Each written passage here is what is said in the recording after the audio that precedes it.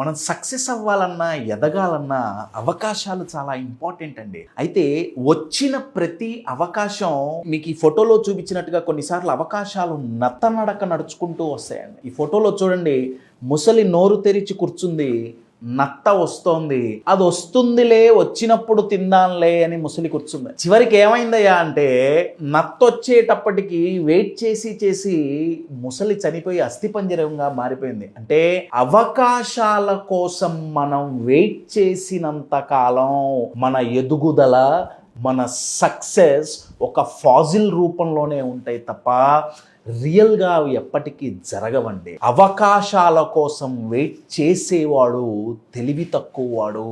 కానీ తెలివైన వాడు ఏం చేస్తాడంటే కొంచెం అవకాశం కనిపించినా సరే ఎదురు చూడకుండా ఎదురెళ్ళి పరిగెత్తి ఆ అవకాశాన్ని అందుకుంటాడు.